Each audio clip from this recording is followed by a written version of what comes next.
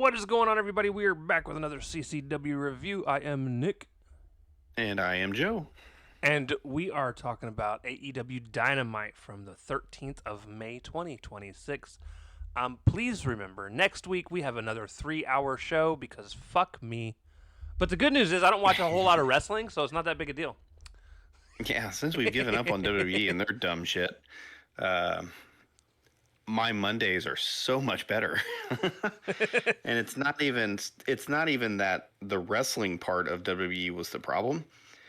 It's just when that is a quarter of your very long fucking show, that drags on you, man. It weighs on you heavily. Yeah, it does.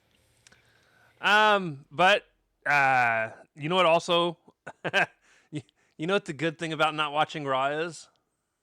It made you look forward to this show? Even the shit that I normally dislike in Dynamite, I didn't have too much of a problem with because I'm not loading my week up full of wrestling that's just mediocre.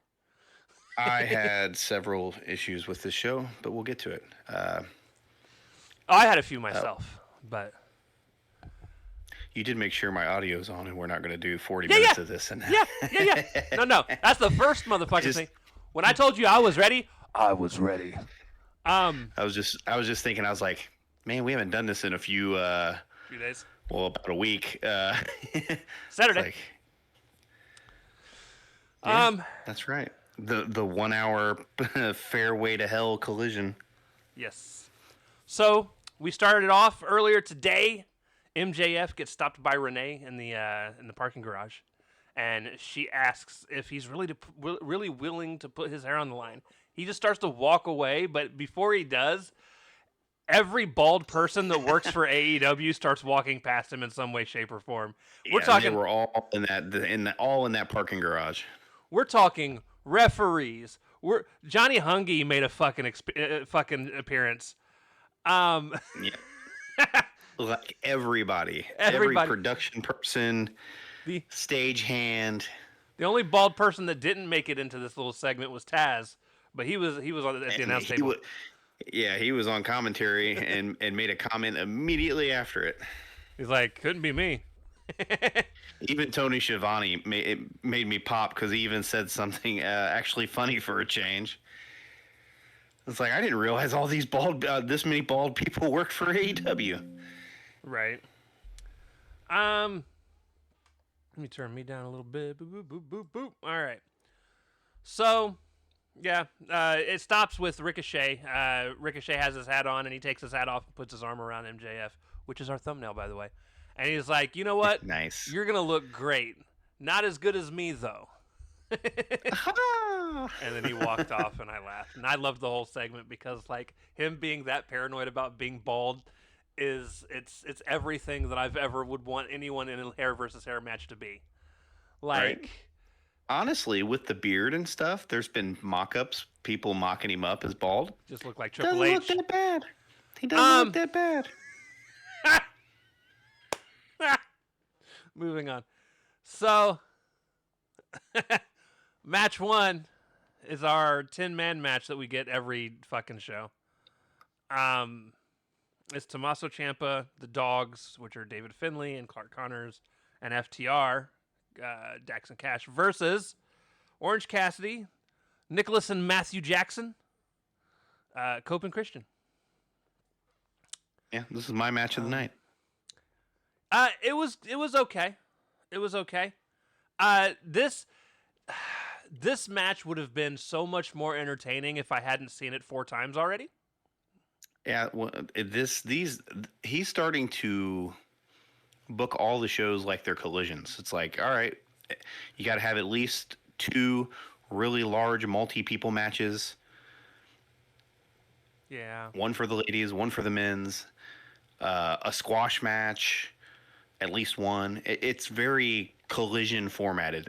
Thankfully, they didn't do the opening collision thing where they do the very terrible promos, but where they make it a point. It's getting very samey. Right. So then, sorry, give me 1 second. They're adjusting my headphones. So, a fun moment. Bucks tag Christian in, and they kind of convince him to what looks like it's going to be a 3-person super kick, but then Christian stops him when he realizes that the ref is distracted, and then he just walks up and boots the dude in the balls. And I couldn't remember who Yeah, it he was did. that he did it to. I think it was Clark Connors. Or not But- Clark Connors. That's fucking Spider-Man guy. It was Connors. But it's Clark Connors. That's his name. Is it? That's the fucking lizard from Spider-Man.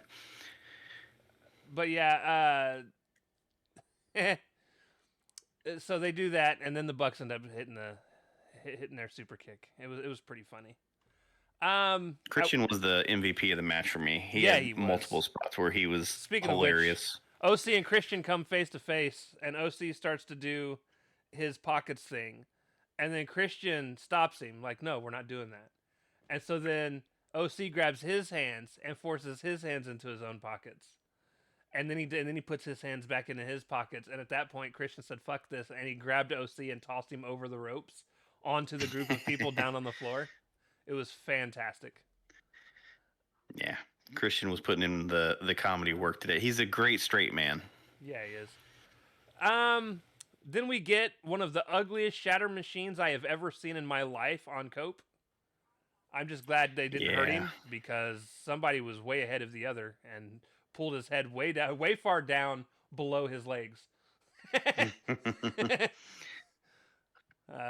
was fun. And then, listen, this part was dope too. Connors goes to spear Cope, but Cope jumps over him and he ends up spearing Dax instead. Yeah, in the corner.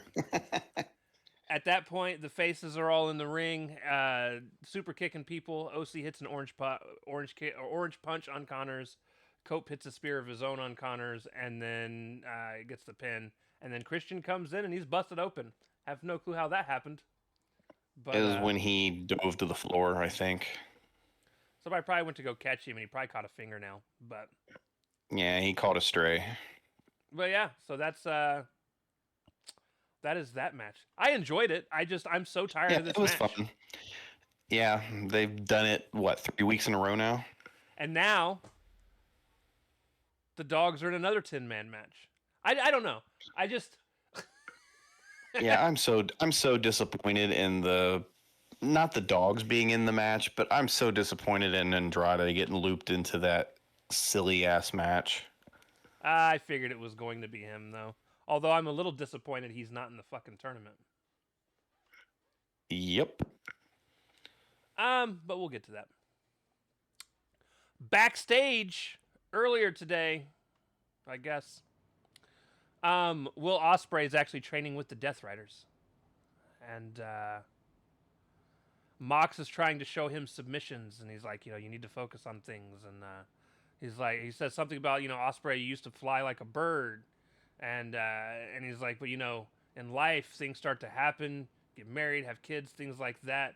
And it starts to weigh you down a little bit. He's like, but you can still fly. He said, don't go out tonight to protect yourself. Just be yourself, or something along those lines. Like, listen, every single one of these little fucking pep talks that he has with Will Ospreay is on the cusp of greatness, but always just seems to just fall short for me. Like, Yeah. it starts to be like, oh, you're actually saying something good in terms of like audibly good, and it sounds profound. And then it just doesn't. And then he mocks it up. And then I'm just like, fuck, man. Dude, I still can't tell if I like these segments, if I hate these segments. I hate him. I hate him now, and we'll get to why when we get to the fucking match.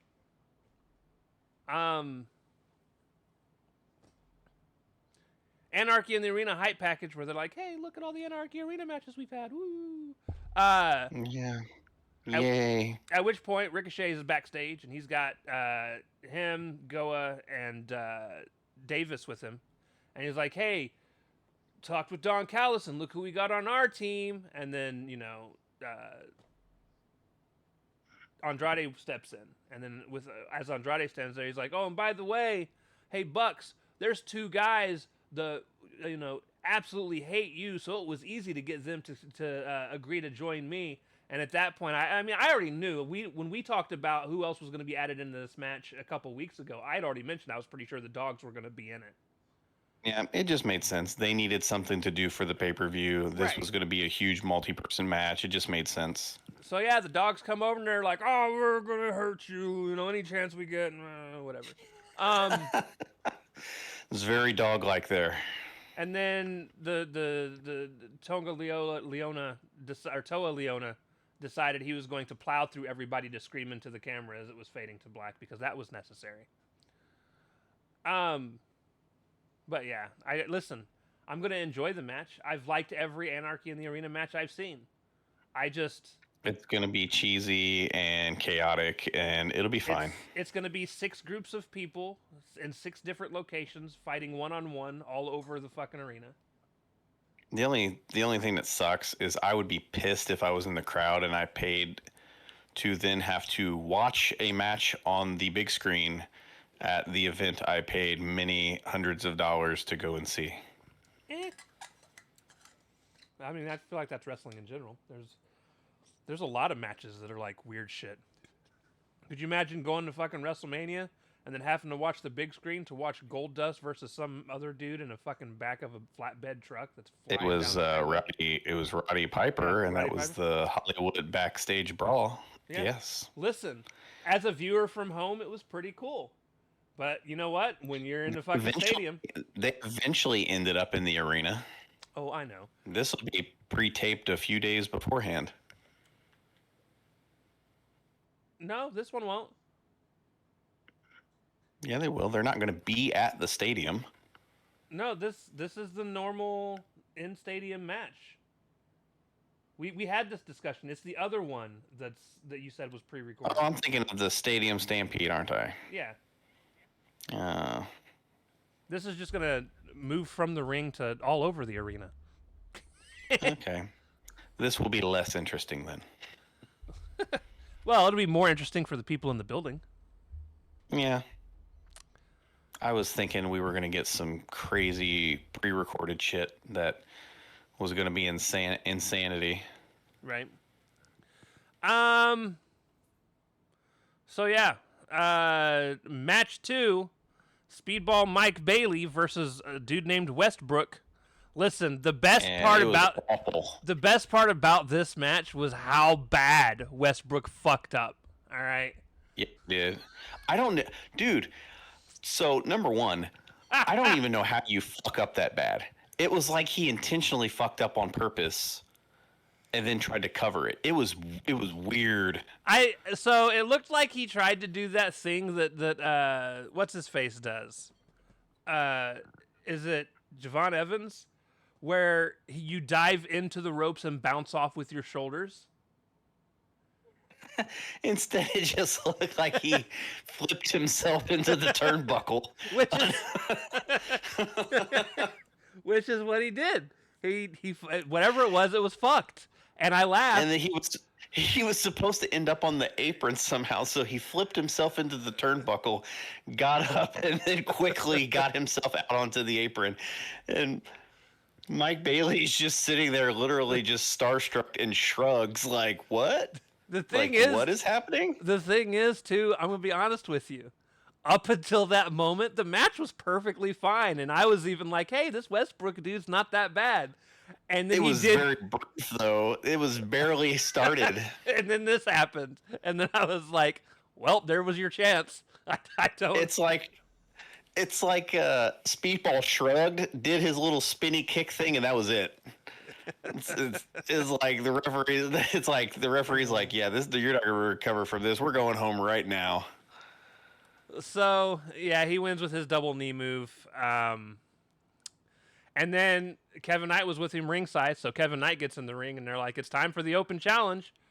And so we go right into match 3 for the AEW TNT Championship match. And listen, this is actually my match of the fucking night. Really? Yeah. I thought they had a little bit of issues chemistry-wise. Listen, I didn't need chemistry in this match. Brian Cage did what Brian Cage does and just manhandled this kid. And I fucking loved 90% of the match. I loved every fucking listen, there was one huge fuck up that I thought looked better as a fuck up than if he would have did it correctly. So there's this part where Kevin dives out to Cage early on in the match, and Cage is supposed to catch him in a fireman's carry, but instead of catching him, Kevin bounced off his shoulders and flipped over him and landed on the floor. Yep. And I was like, that looked cooler than what he was supposed to do. Yeah, and to their credit, Brian Cage just kind of, once he flipped over his head and landed on the mat, just kind of looked and just shrugged and just picked him up and continued to just beat the shit out of him. So no, I loved it. Brian Cage eventually did catch him correctly the second time he dove, and it was super dope because Kevin dives, and Brian catches him, and it looks like Kevin's about to fall head first onto the floor, but Brian holds on, and then pulls him up into what looks like it was going to be a power bomb onto the steel steps, but then he gets Hurricanrana onto the steps. Cage is just a fucking monster, dude. When he's strong as hell. When he's healthy, he might pound for pound be the strongest person in AEW. Yeah, I wouldn't disagree with that. He's a beast. And then he hits, dude, I forgot he even did this. Listen. So Kevin Knight was standing out on the apron, and Brian Cage stands on top of the second rope and grabs Kevin Knight and suplexes him. Oh, his suplex into the ring. Into the ring from the second rope. Yep. Just yanks him up. Super sexy. Brian Cage then had another moment where Kevin Knight went to jump up to do something, but it fucked up, and he fell onto the mat, but Cage was still holding onto his legs while sitting on top of the turnbuckle, and Cage just dragged his ass up from that position into what was going to be a powerbomb, which also turned into a Hurricanrana. And that was the Hurricanrana that actually led to Kevin Knight being able to get up onto the turnbuckle to hit his UFO splash for the win, which I figured he was going to win. But listen, there were a couple times I thought they might actually give it to Brian Cage. I almost wish they would have. Which is the whole point of the open challenge and the return. So. Yeah. I'm glad Brian Cage is back. He was always a top 3 favorite of mine in the Don Callis family. I wish he would get more time. So hopefully this is a start of something. We'll see. He's apparently been doing some indie dates lately as well. So it's good to see him out there. Yeah, probably trying to work himself back into ring shape. But yeah, I quite enjoyed the match. And yeah, it was fine. The little fuck ups kind of took away from it for me. And Kevin, it was like basically Kevin got his ass beat the whole match, but scrapped his way back to a win. And I think there should be more matches like that. If you're fighting a monster person, I like the idea of winning from behind, and I mean legit behind. Like Kevin was getting his ass beat that whole match. Well, that's what baby facers are supposed to do on occasion when you're facing a heel like that. Right. Post-match, Jet and Speedball start blowing each other. Yeah, I hated this. And then Kevin's still saying he'll still support Speedball, and Speedball's like, well, I want next on the AEW World Championship match. That'll probably be the last. I thought he was going to challenge Kevin Knight or turn on Kevin Knight, and I was waiting for it. And when it didn't happen, I was really disappointed. I think him eventually challenging Kevin Knight is what's going to happen. And it's probably going to be the match at Double or Nothing. What now? I think it'll be All In because Double or Nothing's in like 2 weeks. It's like really close. Here's what I think would be cool. Give Kevin Knight a TNT Open Challenge, and Kevin Knight comes out with Speedball, and I'm talking at Double or Nothing, and when they stand there and they wait for the music to play, all of a sudden Speedball's music plays, and then Kevin gets confused and turns around, and he just gets roundhouse kicked right in the fucking face. bro. That would be dope. That would be dope. I would be Listen, for that. because apparently he played Speedball played heel a lot over in TNA. So Maybe I like him more. Some probably not. shoes and a different. He'd And still wear. He'd still wear. He'd still have his piggies out. Yeah, keep those fucking grippers to yourself, brother. Men's bracket is announced at this point. Listen, I want you guys to hear what I said. I thought the bracket. Owen. Let me tell you what Owen. let me tell you what I thought the bracket was going to be, at least to some degree, and then I will tell you how wrong I was. So, I had mentioned in chat earlier my prediction for the men's bracket was going to be Will Ospreay, Jon Moxley, Kazuchika Okada, Ricochet, Chris Jericho, Andrade, Leo, and Jay. And there's reasons for a few of these. Jay keeps saying he's ready to come back, and I thought usually they have a wild card for these tournaments. They'll usually have one person you don't know is in it from the men's and one person you don't know that's in it from the women's. And I thought that would be a good way to bring Jay White back. I picked Leo strictly to lose to anybody really. I thought they would stick Ricochet and Chris Jericho in it. Not that I wanted either of them in it, and obviously neither of them made it. But I just figured they were going to put him in a match, head to head. Yeah, they could do what they did in the actual Owen with like Jack Perry and Mark Davis. Right. And then I picked Okada. He was just a name I threw in there because he didn't end up doing anything tonight. And I mean, he's got his Double or Nothing match, but I figured he could do that. And then John and Will, because I actually thought the finals for in my mind, I thought Will Ospreay versus Jon Moxley in the finals was what it was going to come down to. No, but honestly, once you heard the names, you can pretty much guarantee who is going to be in the finals. Maybe. I have a theory that I think it could play out. I don't see anybody on that other side of the bracket getting it other than the person that you know I'm thinking of. Right. So in the first half, it's Samoa Joe versus Will Ospreay and Mark Davis versus Jack Perry, which I am pretty sure it's going to come down to Will Ospreay versus Mark Davis. You think so? You don't think Jack Perry's going to beat Mark Davis as kind of a redemption? I don't, because Mark Davis was the one that put Will Ospreay out for a few weeks. So I think this is going to be Ospreay's chance to get back at Davis. You're right, because that TV match just a few weeks ago. You're right. Yep. And then it'll be his way of proving that he's actually ready. And then, hear me out. I think Bandito could actually beat Swerve Strickland. And I think, because here's the thing, I think the obvious choice is Will Ospreay Swerve in the finals, right? I think it would lead to the most entertaining match. But I think Bandito beating Swerve and then Swerve losing his shit and beating Bandito down post-match, and then Bandito can go on to wrestle who I think is going to win the Claudio versus Brody King match, which I think it's going to be Claudio. Oh, you don't want to fight? You don't want Bandito to fight Brody? It's not that I don't want to. For dynamic's sake. What I think the finals would end up being, again, because I think it would end up being interesting, is to have Will versus Claudio. Because I could see Mox trying to convince Will. Or I will say convince Will. Try and convince Claudio to beat the hell out of Will.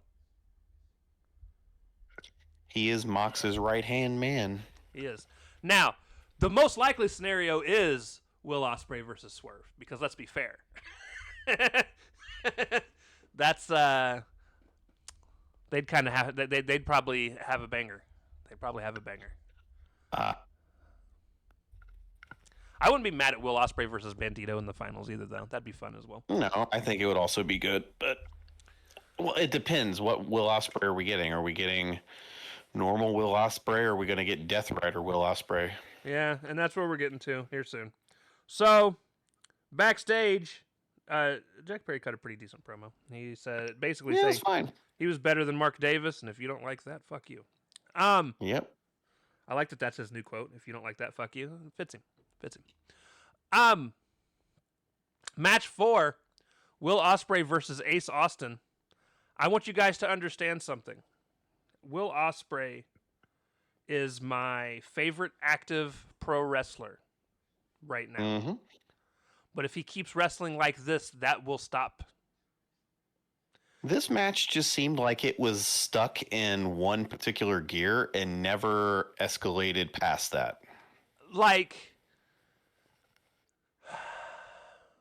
one of the things that I love Will Ospreay for is the insanity that his presence brings to a match. He's all over the place. He's diving, flipping, doing crazy shit. All the shit that, you know, all the WWE fans that are diehards hate. And then he'll come from out of nowhere with at some point with usually an extremely sexy hidden blade,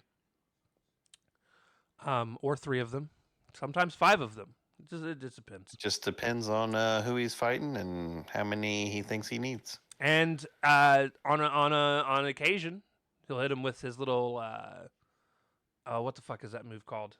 The Stormbreaker. Stormbreaker. Thank you. You're very welcome. And what we got in this match was like Will Ospreay if he was wrestling 40 years ago. Dude, what we got was like both of them working at like 50% effort, it felt like. And, I won't even say both of them. A lot of it is Ospreay putting Ace in submissions, and then Ospreay putting Ace in another submission, and then Ospreay putting Ace in another submission. And that's like up until the first commercial break. And like there was even one time where Ospreay lines up with Ace because he's getting ready to do the thing where he runs and flips into the ropes and then comes back for an elbow strike, or his little tornado kick or whatever. He does a bunch of little bouncy rebound things. But he stopped and then turned around and just threw Ace into the ropes and then put him in a submission on the rebound. And I'm like, this isn't Ospreay. This is Mox if Mox was 20 years younger. And a completely different person because Mox has never been that athletic. Also true. But all of it was so submission focused, and every now and again, Ospreay would, he'd do his flip into the ropes and hit the kick.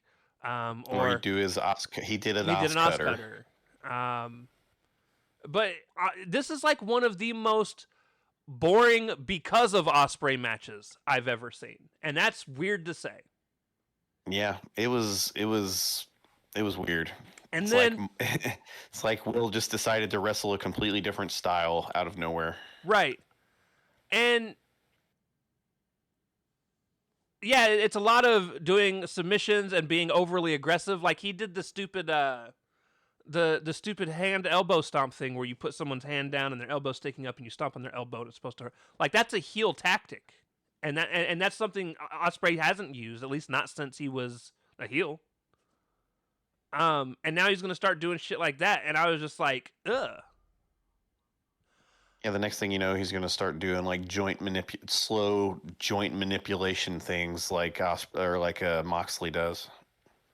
Ace, oh man, I hope that doesn't happen. Ace hit a couple of really cool moves though. So one of the things he did, he hit this really neat figure 4 pin where he like wrapped up his leg, rolled him over, rolled him back, and then rolled him back over. I can't explain it any better than that, guys. But what it was he used a figure 4 to pin Ospreay, and I was like, that was a really dope fucking move. And then he had Ospreay in an air raid crash. And instead of hitting the air raid, he flips Ospreay around into a flatliner. Yep. And I was like, that's one of the most creative moves I've seen in a while. Like, I don't think I've ever seen anybody do that move before. So yeah, more of that. Like that was a super dope move. Obviously, they have to be small enough for you to do that move. I get it. But right. This is a very X-ray, X Division type maneuver. That's some stuff you'd see in like the X Division and like TNA. Right. Um, Osprey did hit a pretty sexy out of nowhere hidden blade though that I wasn't expecting at that moment. The one where he turned around real fast and took his head off. Yeah. Yeah. But then he did this again. Then he goes and stands in the corner, and as Ace is starting to get up, he runs over and kicks his arm out from underneath him just to pick him up and do that stupid flip thing into a fucking armbar. Yep. And I'm like, why would you? Why? Because he worked on the arm the whole match. I don't care. Yeah, I know. You just took the motherfucker's head off, like pin him. But how else are you supposed to know that I've been working out with Mox in them? I hated this match. Ace tried, and he looked fine, but it was strictly because of Osprey. And what's funny is a lot of people loved this match from Osprey, according to Twitter, and I don't get it. They did. I don't get it. I'm okay with a wrestler adapting and stuff because they have to adapt, but this was like a complete betrayal of style. Right. Like, I'm not saying he needs, and I get that they've been teasing like, oh, well, he needs to adjust his style because his neck, and he needs to, not be as reckless and blah, blah, blah, blah, blah. But this was just off because he's never really wrestled like this. And he, by the way, didn't really sell the neck at all. He had one moment where he got put in that neck bend. Yep. But he didn't sit there and hold on to his neck and panic and roll around for fucking 5 minutes. He just laid there. And then he got up and did whatever it was he went to go do. Like, I don't know. No. Thankfully, he wasn't selling the neck. No. All the selling was being done by Ace Austin, and it was on his fucking arm. Right. Post-match, Osprey shakes Ace's hand, gives him some words of encouragement, I'm guessing, because he was whispering in his ear. Sweet nothing. Yeah, he told the doctor to go see him and stuff, too. So he's like, he hurt his opponent, and then he's like, oh, the doctor needs to see you. And he pulls the doctor in and was pointing at Ace, and it was weird. Joe's music hits, and he comes out. And listen, the older this man gets, the more his head starts to look like a unicorn. Oh, because of the pointy forehead? Yeah. Yeah, his forehead up to his head ends in like a sharp angle. It's weird. I love Joe, but it's weird. He comes out and he's like, "Look, the fate seems to have led us to be opponents in the Owen." He's like, if you'd have joined us, I could have given you a bye because that's what I do for my squad. He's like, but instead you decided to be a lapdog for the Death Riders, and you could read Will's mouth in the ring. He was like, I'm not a Death Rider. Joe's like, well, but you may as well be if you're wrestling like that. He said, you made your choice, and come to Double or Nothing, you're going to suffer the consequence. And he's like, look, I'm going to leave you alone, but you know what? I don't put my friends on leashes, and they seem to have a problem with you. And they started Bowens and what the fuck is that dude's name? Shibata. Thank you. Shibata start to walk towards the ring, and as they get closer, the Death Riders music comes, and the entire Death Rider squad shows up and surrounds the ring. And they're all dressed in white, so that means they're baby faces now. Right. And they're sitting there smiling at the ops, and the ops leave, and they're like, we'll eventually get you. And the Death Riders walk off, and Will looks at them like they're fucking crazy. And I still don't know where this is going. Yep, no idea. Don't really care for it. Don't really care for it. What I'm hoping eventually happens is for Osprey to snap out of it and be like, this isn't me. I hope so too. And I'm not happy with how this is going. But we'll see. Backstage, Talk and Callis are with Renee. And they think they're headed into Double or Nothing with the world title. MJF shows up and is like, "Look, you've become one of the best, and I believe you're going to beat Darby tonight." He shakes Talk's hand and is like, "When you do, just let me have a shot, the first shot at you." And Talk's like, "All right." So he shakes Talk's hand. He walks off. Before he walks off, he gives Don Callis one of his Dynamite diamond rings. And he's like, well, he starts to talk to Don Callis, and he's like, he needs to win tonight, and he's like, to ensure that, and then he hands him the ring. He's like, so make sure it's taken care of. He walks off, and Andrade shows up, before he walks off, Andrade shows up, and he lets his hair down, and taunting MJF, and MJF walks off, and Callis is like, "Yep, tonight the world title gets brought back into the family," and Andrade looks over at him and goes, "How you know?" How you know? Love Andrade. And at that point, Andrade is like, "Look, next time you choose someone to go for the world title, it needs to be me." He's like, "That's my title." So that was pretty interesting. All right, so after I was so wrong with my men's prediction, I wasn't much more right on my women's. The women's bracket looks is so very sad. weak as well, and looks like it is also very predictable to see who's coming out of each side.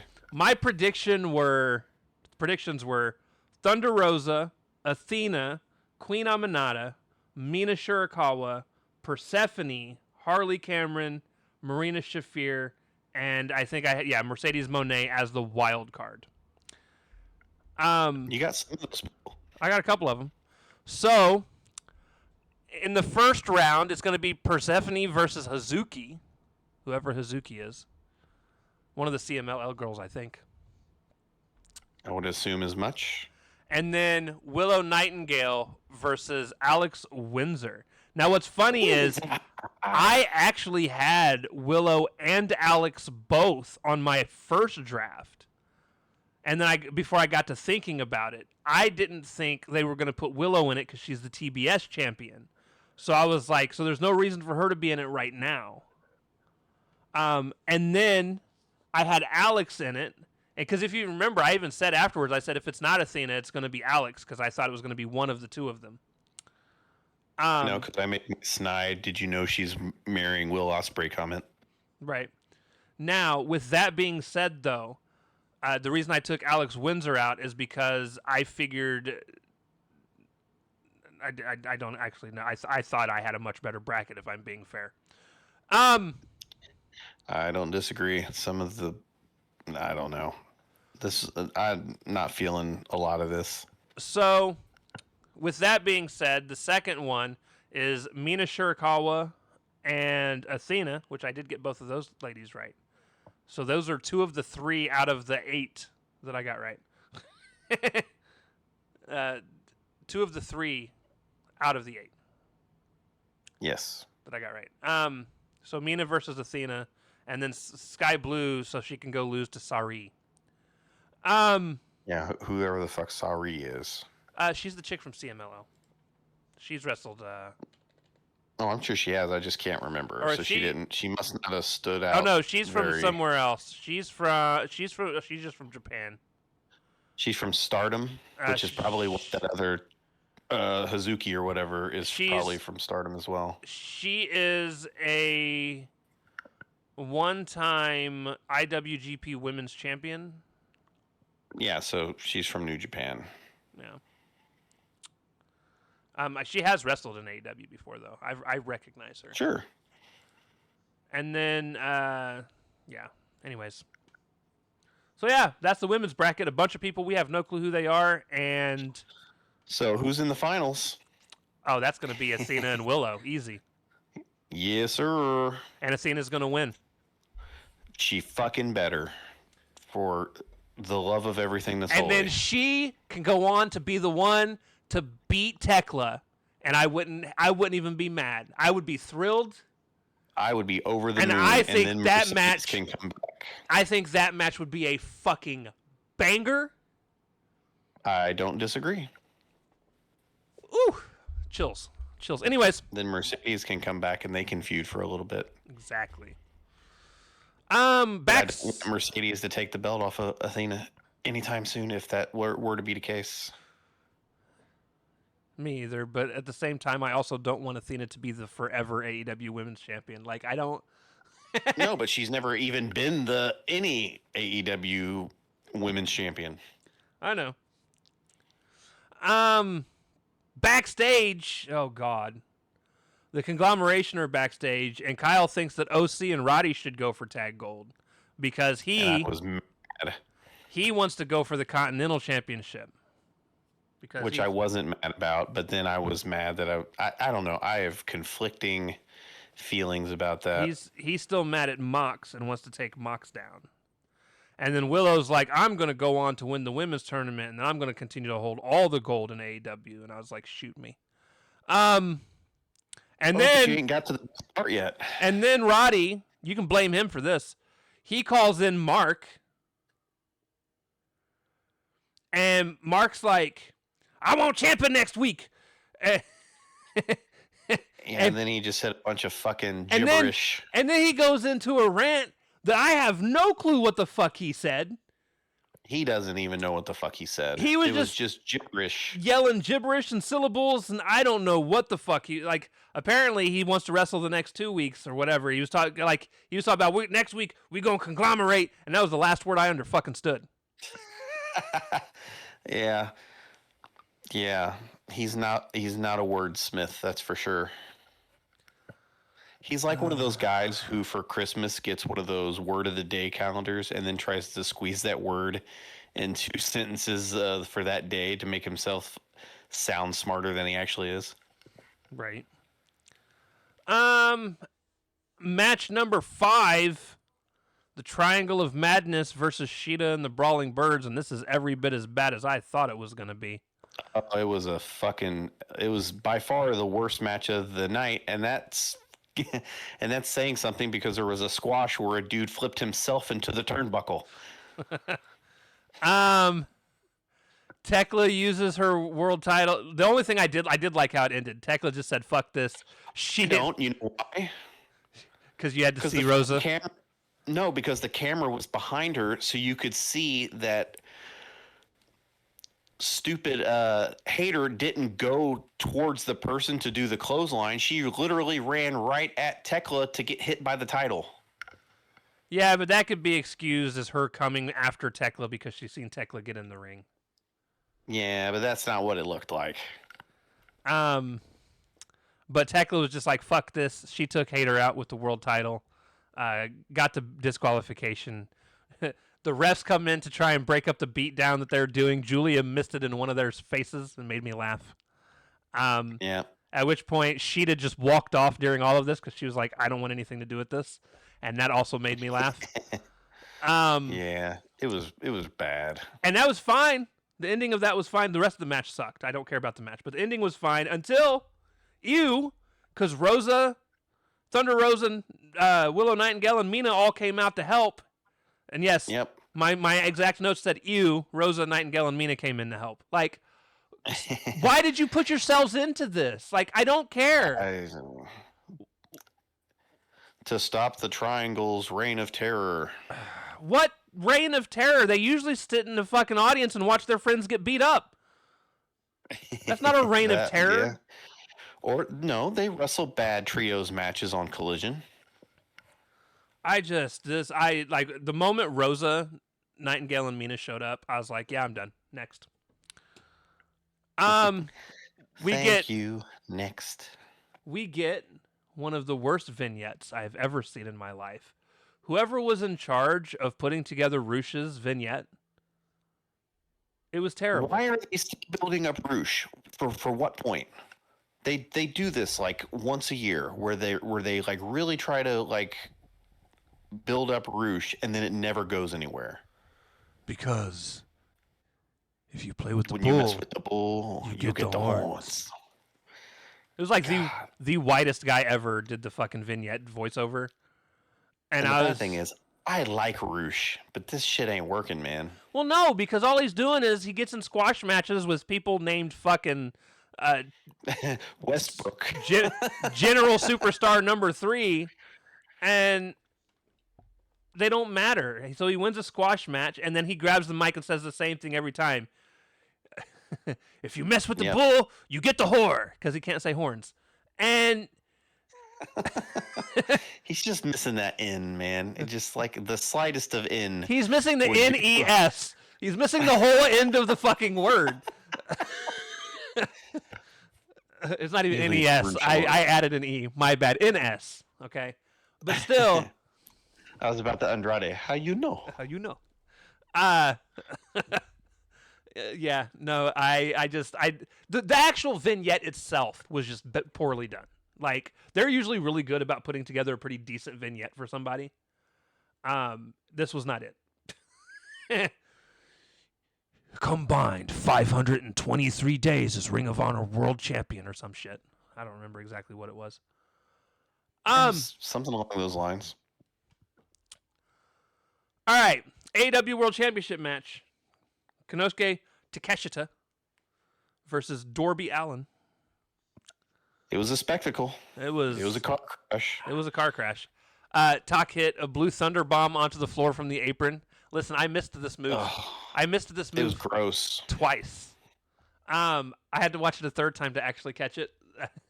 So the first time, I heard that he had done it because I was trying to type something on my work computer, and then I looked over after it had happened, and they were laying on the floor.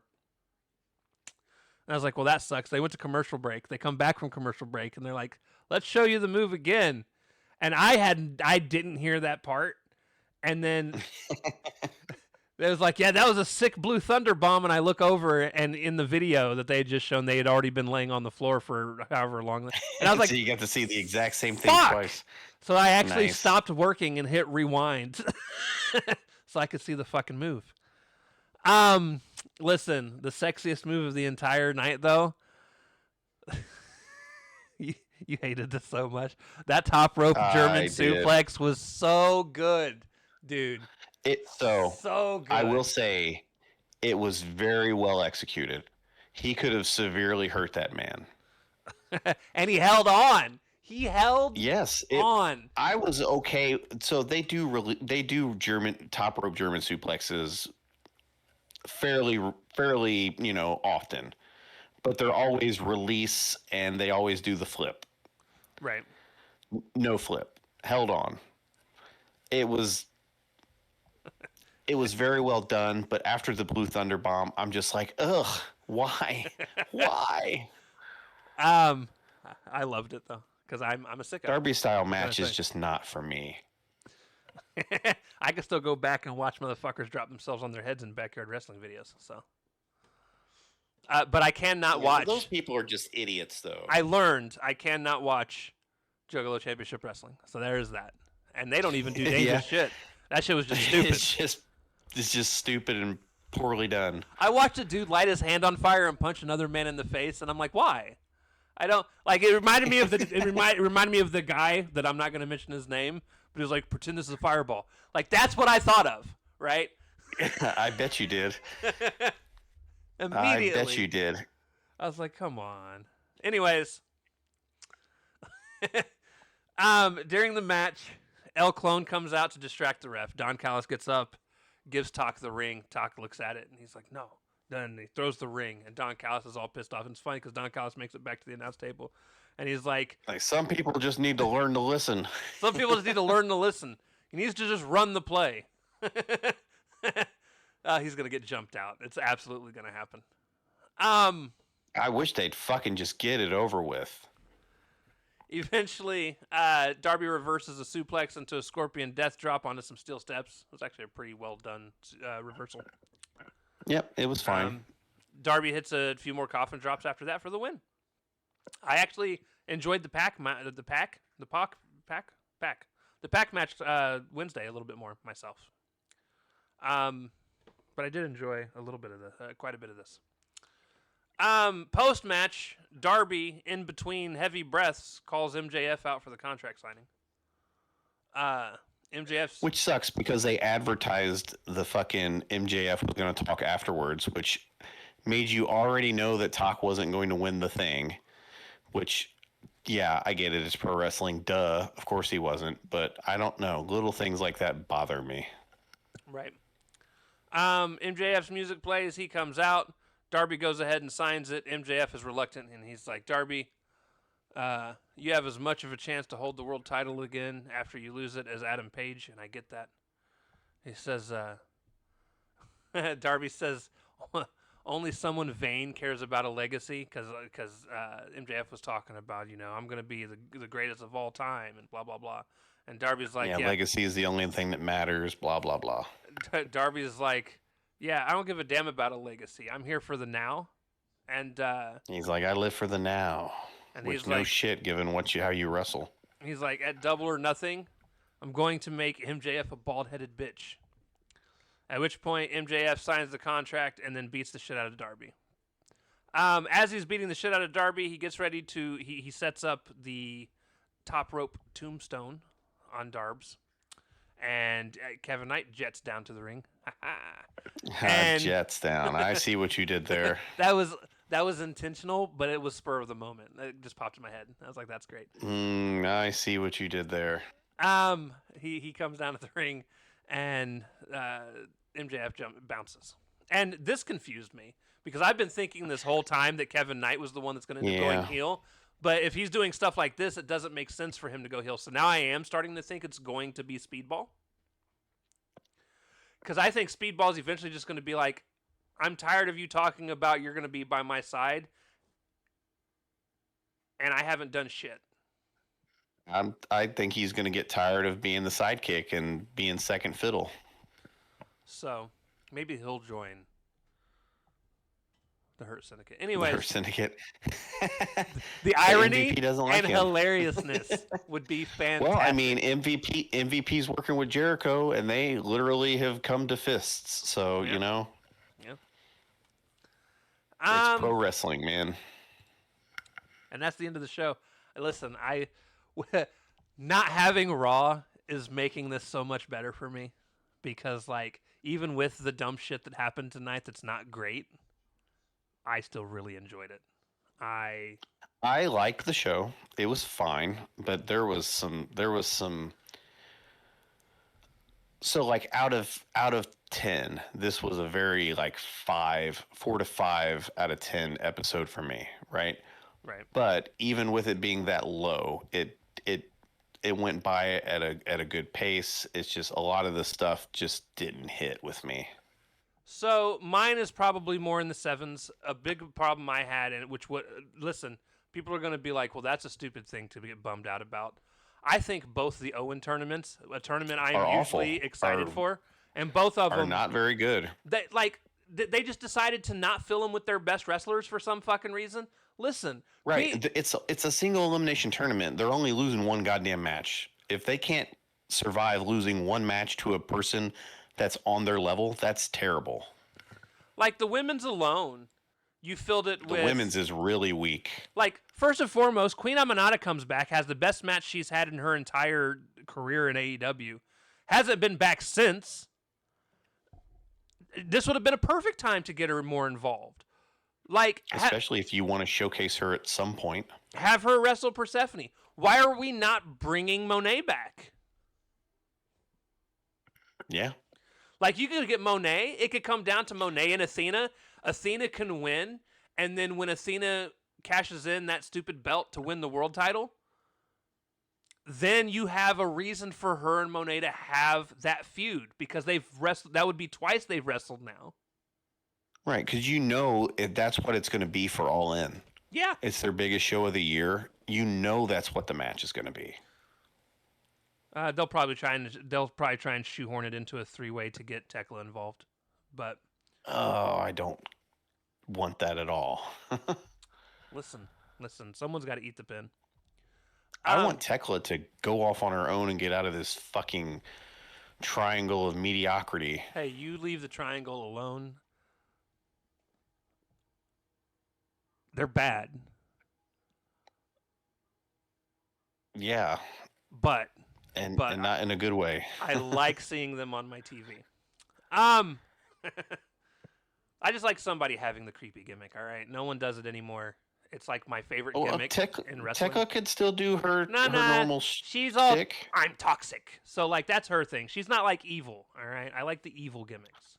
Well, neither are they. They're like the fucking twins in The Shining that come out and holding hands and just Pretty fucking nothing. creepy. No, the pretty blonde girl and the pretty brunette girl holding hands is not screaming creepy to me. Well, depends on the person watching. Anyways, Yeah, listen, there's some weirdos out there that overly sexualize wrestling women. You guys have issues. just women in general. More than yeah. But no, I like the triangle. I don't mind them getting involved in matches. I don't like when Julia wrestles. She could just like not wrestle, and then I would be fine. Like just be a valet. Yeah, she drags the rest of them down heavily, unfortunately. I say just be a valet, and I'm good. Like she showed up that one match and spit some mist in Persephone's eyes, and I was like, that was cool. And that was fine. Yeah, that was fine. Hey, you didn't fuck it up. You can spit water in someone's face. Good job. Yeah. But yeah, that's the show, folks. So Yes, sir. the next time you will hear from us is Wednesday, and Wednesday brings Saturday. Saturday. Yeah, you're right. I listen. I'm tired. Collision. Saturday is Collision, so we will have Collision and then Dynamite next week. So that's kind of how we are. Yep. And then what next Saturday? Well, no, next weekend will be the pay-per-view, right? I believe so. Nice. I believe so. All right, guys, that's going to do it. We love y'all, and we will talk to you next time. Deuces! Later.